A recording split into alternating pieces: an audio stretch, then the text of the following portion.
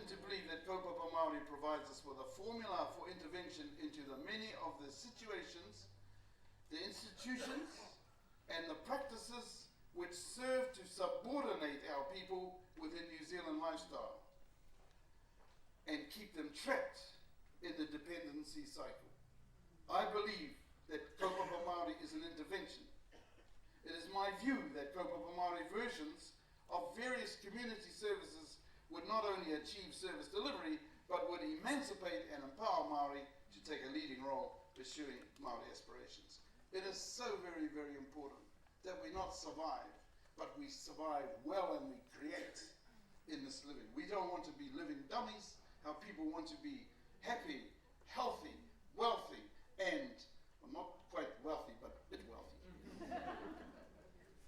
Accordingly, I subscribe to the view that Māori researchers should be proactive in researching those opportunities, those possibilities that would create change for Māori.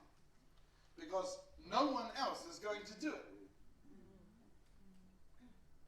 It's like a lot of things. People say, oh, I can't do that. But if you don't do it, who's going to do it? The lady next to you? Honest. And this applies to all of us. You are not a small person. Everyone in this room has got not only the courage, but the ability to tell Mallard a few things about his kōrero and stuff. And to tell your own MPs, get out from under the petticoats. Have a life. There's a life outside of the petticoats. Because no one else is going to do it. It's bad enough that some research is being ignored.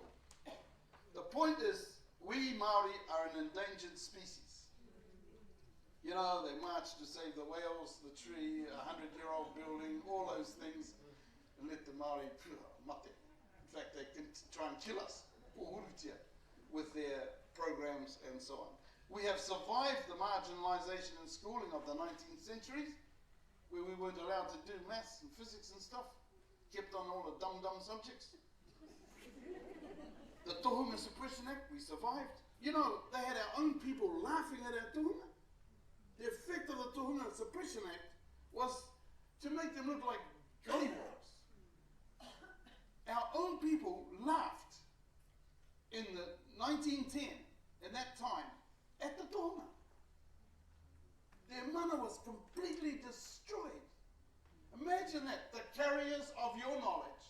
In today's time, that's like all the priests and ministers, all the teachers, all the professors, all the nurse doctors, all the top whatevers, gone. We know best. And that's the equivalent of what the Tohunga Suppression Act did. But it did more than that. It made a laughing stock of them. How can we value Māori knowledge if that's been done to our mothers, our fathers? So we've survived that. We've survived the public beatings for speaking Māori language in the first part of the 20th century. That's what happened to my mother. Here it goes again. And again. And again. Go e kōrero Māori. Don't speak Māori in this school. Takapau Primary. You hit someone, they get a message. So I grew up in Takapau, ka tō mai mātou ngā tamariki kōrero Pāhea. But our parents, kōrero Māori ki a rātau anu. I grew up hearing Māori all the time.